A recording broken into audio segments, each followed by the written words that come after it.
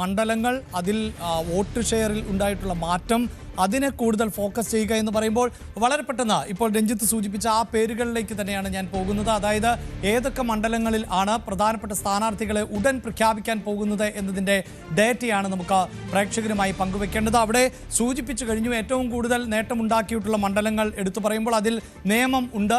നേമത്ത് രാജീവ് ചന്ദ്രശേഖർ എന്ന സ്ഥാനാർത്ഥി നേരത്തെ തന്നെ പ്രഖ്യാപിച്ചു കഴിഞ്ഞതാണ്. പ്രസ് ക്ലബ്ബിൽ അദ്ദേഹം തന്നെയാണ് പറഞ്ഞത് താൻ നേമത്ത് മത്സരിക്കാൻ പോകുന്നു എന്ന കാര്യം.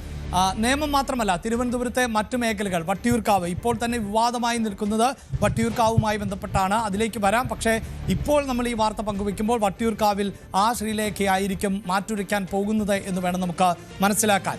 അതുപോലെ പ്രധാനപ്പെട്ട മറ്റു മണ്ഡലങ്ങളിൽ കൂടി പരിശോധിക്കുമ്പോൾ കഴക്കൂട്ടത്ത് വി മുരളീധരൻ, മുൻ കേന്ദ്രമന്ത്രി കൂടിയായിരുന്ന വി മുരളീധരൻ സ്ഥാനാർത്ഥിയായി എത്തും എന്ന സൂചനകൾ ആണ് ലഭിച്ചുകൊണ്ടിരിക്കുന്നത്. ഇതുപോലെ പ്രധാനപ്പെട്ട അല്ലെങ്കിൽ വിജയസാധ്യത കൂടുതലുള്ള മണ്ഡലങ്ങളിൽ എല്ലാം തന്നെ കരുത്തരായ സ്ഥാനാർത്ഥികളെ ആയിരിക്കും രംഗത്തിറക്കുക എന്നതാണ് നമുക്ക് മനസ്സിലാക്കാൻ സാധിക്കുന്നത്. ശോഭാ സുരേന്ദ്രൻ അടക്കം കഴിഞ്ഞ ലോക്സഭാ തെരഞ്ഞെടുപ്പിൽ വലിയ തോതിൽ വോട്ട് പിടിച്ചവർ ആണ്. ചെങ്ങന്നൂരിൽ സന്ദീപ് വചസ്പതി ആയിരിക്കും സ്ഥാനാർത്ഥി എന്നതാണ് അറിയാൻ സാധിക്കുന്നത്. ഒപ്പം കാട്ടാക്കടയിൽ PK കൃഷ്ണദാസിനെ രംഗത്തിറക്കും. കാട്ടാക്കടയിൽ നേരത്തെ തന്നെ സൂചിപ്പിച്ചു വലിയ തോതിൽ വോട്ട് വിഹിതം 40,000-ഓളം വോട്ട് ലഭിച്ചു എന്നതാണ് കണക്കുകൂട്ടൽ. അങ്ങനെ തന്ത്രപ്രധാനമായി BJP കണക്കാക്കുന്ന മേഖലകളിൽ കൊടുങ്ങല്ലൂർ, അതോടൊപ്പം തന്നെ തൃശ്ശൂർ, കെ സുരേന്ദ്രൻ 2 മണ്ഡലങ്ങളിൽ ആണ് സാധ്യത കാണുന്നത്. തൃശ്ശൂരിൽ സുരേഷ് ഗോപി വലിയ തോതിൽ മുന്നേറ്റം നടത്തിയ ഒരു പശ്ചാത്തലം കൂടിയുണ്ട്. നിയമസഭാ തെരഞ്ഞെടുപ്പിലും ഒപ്പം ലോക്സഭാ തെരഞ്ഞെടുപ്പിൽ സുരേഷ് ഗോപി വിജയിക്കുകയുമൊക്കെ ചെയ്ത പശ്ചാത്തലമുണ്ട്. അതുപോലെ തന്നെ പ്രധാനപ്പെട്ടതാണ് മലമ്പുഴ എന്നത്. മലമ്പുഴയും BJP വലിയ പ്രതീക്ഷ പുലർത്തുന്നതാണ്. അതേസമയം മഞ്ചേശ്വരത്തെ ഇത്തവണ ML അശ്വിനി ആയിരിക്കും എന്ന സൂചനയാണ് ഇപ്പോൾ പുറത്തു വരുന്നത്. നേരത്തെ അവിടെ സുരേന്ദ്രൻ ആണ് മത്സരിച്ചിരുന്നത്. നമുക്ക് ഈ വാർത്തയുടെ വിശദാംശങ്ങളുമായി വീണ്ടും രഞ്ജിത്ത് ചേരുമ്പോൾ, രഞ്ജിത്ത്, ഒരുപക്ഷെ കേരളത്തിലെ ഏറ്റവും അറിയപ്പെടുന്ന BJP ഫിഗറുകൾ ആണ് ഈ സൂചിപ്പിക്കപ്പെട്ടത്. അത് തന്നെ BJPയുടെ മുൻ സംസ്ഥാന അധ്യക്ഷനുണ്ട്, നിലവിലെ സംസ്ഥാന അധ്യക്ഷനുണ്ട്, PK കൃഷ്ണദാസിനെ പോലെയുള്ളവരുണ്ട്, അശ്വിനിയെ പോലെയുള്ളവരുണ്ട്. ഇതിനു മുമ്പ് തെരഞ്ഞെടുപ്പിലൊക്കെ മത്സരിച്ച പാരമ്പര്യമടക്കം ഇവർക്കുണ്ട് താനും. അപ്പോൾ ആ പാരമ്പര്യവും ഇവർക്ക് ലഭിക്കുന്ന ഒരു പൊതു സ്വീകാര്യതയും ഒപ്പം പാർട്ടി വോട്ടുകളും ഇതെല്ലാം കൂട്ടിച്ചേർത്താൽ വിജയം, അതാണോ BJPയുടെ കണക്കുകൂട്ടൽ? എന്തായാലും ഈ 9 മണ്ഡലങ്ങൾ നമ്മൾ നേരത്തെ പറഞ്ഞതുപോലെ അഭിലാഷ് 40,000-ന് മുകളിൽ 40,000 വരെയൊക്കെ വോട്ട് പിടിച്ച മണ്ഡലങ്ങളാണ് ഈ 9 മണ്ഡലങ്ങൾ. വേണമെങ്കിൽ BJPയുടെ A ക്ലാസ് മണ്ഡലങ്ങൾ എന്ന് വിശേഷിപ്പിക്കാവുന്ന മണ്ഡലങ്ങൾ തന്നെയാണ്. ഇവിടെ ലോക്സഭാ തെരഞ്ഞെടുപ്പിലും പിന്നീട് നടന്ന തദ്ദേശ തെരഞ്ഞെടുപ്പിലുമൊക്കെ വലിയ നേട്ടം BJP അപ്രതീക്ഷിതമായ നേട്ടം ഉണ്ടാക്കിയ മണ്ഡലങ്ങളാണ് എന്നതാണ് നമുക്ക് വ്യക്തമാകുന്നത്. അവിടെ നേമത്ത് രാജീവ് ചന്ദ്രശേഖർ മത്സരിക്കും എന്ന കാര്യത്തിൽ യാതൊരു സംശയവുമില്ല. കാരണം നേമം BJPയുടെ ഗുജറാത്താണ് എന്ന് പറഞ്ഞാണ് കഴിഞ്ഞ തവണ കുമ്മനം രാജശേഖരൻ അവിടെ മത്സരിച്ചത്. പക്ഷേ K മുരളീധരൻ അവിടെ മത്സരിക്കാൻ എത്തിയപ്പോൾ കുമ്മനത്തിന് പരാജയം ഏറ്റുവാങ്ങേണ്ടി വന്നു. 9,000-ൽ പരം വോട്ടുകൾ മാത്രം UDF നേടിയ ഒരു സ്ഥലത്ത് 36,000 വോട്ടുകളിലേക്ക് മുരളീധരൻ സമാഹരിച്ചപ്പോൾ അവിടെ കുമ്മനത്തിന് പരാജയം രുചിക്കേണ്ടി വന്നു. അതിനു മുൻപ് O രാജഗോപാൽ MLA ആയിരുന്ന മണ്ഡലം കൂടിയാണ്. സ്വാഭാവികമായും BJP ഒരു ഷുവർ സീറ്റായി നേമം മണ്ഡലത്തെ കാണുന്നു എന്ന കാര്യത്തിൽ സംശയമില്ല. അവിടെ തങ്ങളുടെ സംസ്ഥാന അധ്യക്ഷൻ രാജീവ് ചന്ദ്രശേഖർ മത്സരിക്കുന്ന എന്ന കാര്യത്തിലും ഏതാണ്ട് ഉറപ്പായിട്ടുണ്ട്. കാരണം അവിടെ അത്തരത്തിലുള്ള നീക്കങ്ങൾ രാജീവിൻ്റെ ഭാഗത്തു നിന്ന് ഉണ്ടായിട്ടുണ്ട്, സംശയമില്ല. മറ്റൊരു പേര് അവിടെ പരിഗണന ഇല്ല എന്നുള്ളത് തന്നെയാണ് ഏറ്റവും പ്രധാനപ്പെട്ട ഒന്ന്. മറ്റൊന്ന് വട്ടിയൂർക്കാവാണ്. വട്ടിയൂർക്കാവിൽ നേരത്തെ പറഞ്ഞ പോലെയുള്ള കഴിഞ്ഞ ദിവസങ്ങളിൽ പ്രശാന്തിൻ്റെ ഓഫീസ് മാറ്റവുമായി ബന്ധപ്പെട്ട വിവാദങ്ങളൊക്കെ ഉണ്ടായിരുന്നു. ശ്രീലേഖ തന്നെയാണ് ഈ വിവാദത്തിന് തുടക്കം കുറിക്കുകയും പ്രശാന്തിൻ്റെ ഓഫീസിലെത്തി പിന്നീട് അനുരഞ്ജനം നടത്തുകയൊക്കെ ചെയ്ത്. പക്ഷേ അവിടെ ശ്രീലേഖയും പ്രശാന്തും തമ്മിലുള്ള ഒരു പോരാട്ടം ഉണ്ടാകും എന്ന് തന്നെയാണ് മനസ്സിലാക്കേണ്ടത്. ശ്രീലേഖയ്ക്ക് വട്ടിയൂർക്കാവിൽ മത്സരിക്കാനുള്ള പച്ചക്കൊടി BJPയുടെ സംസ്ഥാന നേതൃത്വം നൽകിക്കഴിഞ്ഞു എന്ന കാര്യത്തിൽ സംശയമില്ല.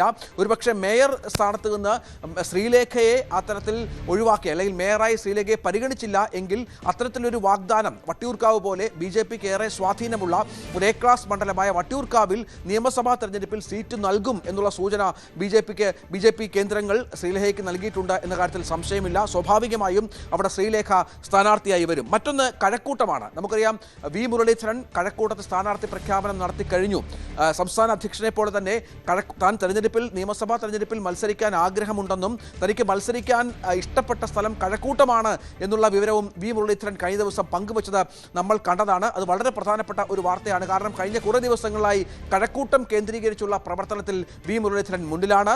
ലോക്സഭാ തെരഞ്ഞെടുപ്പിൽ മത്സരിച്ചപ്പോഴും കഴക്കൂട്ടത്ത് വലിയ മുന്നേറ്റമുണ്ടാക്കാൻ മുരളീധരന് സാധിച്ചിരുന്നു. സ്വാഭാവികമായും ആ ഒരു പരിചയം മുരളീധരനെ ഇവിടെ തുണയ്ക്കുമെന്നുള്ള പ്രതീക്ഷയിൽ തന്നെയാണ് അദ്ദേഹത്തിന്റെ ക്യാമ്പ് ഉള്ളത്. മറ്റൊന്ന് അരൂരിലാണ്. അരൂര് ഒരു എ ക്ലാസ് മണ്ഡലമായി BJPക്ക് മാറിയിട്ടുണ്ട്. നേരത്തെ ഇപ്പോൾ അരൂരിൽ CPIയുടെ MLA ആണ് ഉള്ളത്. നേരത്തെ അവിടെ കോൺഗ്രസ് ജയിച്ച ഒരു പ്രധാനപ്പെട്ട മണ്ഡലം കൂടിയാണ് അരൂര്. പലപ്പോഴും അവിടെ ഇടതുപക്ഷത്തിന്റെ കോട്ടയായി കഴിയുന്ന മണ്ഡലത്ത് കോൺഗ്രസ് ഒരു മുന്നേറ്റം നടത്തിയിരുന്നു. ഇക്കഴിഞ്ഞ തദ്ദേശ തെരഞ്ഞെടുപ്പിൽ 40,000-ന് മുകളിൽ വോട്ടുകൾ അവിടെ അരൂരിൽ ലഭ്യമായി BJPക്ക് എന്നത് പ്രധാനപ്പെട്ട കണക്കാണ്. ആലപ്പുഴ ജില്ല എന്നുള്ളത് ശോഭാ സുരേന്ദ്രന് അപരിചിതമായ ഒരു ജില്ലയല്ല. കഴിഞ്ഞ തവണ അവർ ആലപ്പുഴയിൽ മത്സരിച്ച് വലിയ മുന്നേറ്റം നടത്തിയ ഒരു സ്ഥലമാണ്. ലോക്സഭാ തെരഞ്ഞെടുപ്പിൽ മത്സരിച്ചപ്പോഴും ശോഭയ്ക്ക് അരൂരിൽ വലിയ ഒരു വോട്ട് വിഹിതം കിട്ടിയ ഒരു പശ്ചാത്തലം കൂടി ഉണ്ടായിരുന്നു. അതോ കണക്കിലെടുക്കുമ്പോൾ അരൂരിൽ മത്സരിക്കാനാണ് ശോഭ താല്പര്യപ്പെടുന്നതെന്നും അതിന് സംസ്ഥാന നേതൃത്വം പച്ചക്കൊടി നൽകി എന്നുള്ള വിവരങ്ങൾ കൂടി ഇപ്പോൾ പുറത്തു വരുന്ന ഒരു പശ്ചാത്തലം കൂടിയുണ്ട്. മറ്റൊന്ന് നേരത്തെ പറഞ്ഞതുപോലെ ചെങ്ങന്നൂരാണ്. ചെങ്ങന്നൂരും BJPയുടെ ഒരു എ ക്ലാസ് മണ്ഡലമായി മാറിയ ഒരു പശ്ചാത്തലമൊക്കെയുണ്ട്. ശ്രീധരൻപിള്ള, മുൻ ഗവർണർ ശ്രീധരൻപിള്ളയൊക്കെ മത്സരിച്ച് വലിയ വോട്ട് മുന്നേറ്റം നടത്തിയ ഒരു ജില്ല കൂടിയാണ് ചെങ്ങന്നൂര്. ചെങ്ങന്നൂരിൽ BJPയുടെ ആലപ്പുഴ സൗത്ത് അധ്യക്ഷനായ സന്ദീപ് വാചസ്പതി മത്സരിക്കുമെന്ന കാര്യം ഏതാണ്ട് ഉറപ്പായിട്ടുണ്ട്. സന്ദീപിനോട് മത്സര രംഗത്ത് ഇറങ്ങാൻ പാർട്ടി നേതൃത്വം നിർദ്ദേശിച്ചു കഴിഞ്ഞു. പ്രചരണ രംഗത്തുണ്ടാവാൻ നിർദ്ദേശം നൽകി കഴിഞ്ഞു എന്നാണ് മനസ്സിലാക്കേണ്ടത്. കഴിഞ്ഞ തദ്ദേശ തെരഞ്ഞെടുപ്പിൽ 8ഓളം പഞ്ചായത്തുകൾ ആലപ്പുഴ ജില്ലയിൽ BJP നേടിയിരുന്നു. അതിൽ 6 പഞ്ചായത്തുകളും ആലപ്പുഴ സൗത്തിലായിരുന്നു.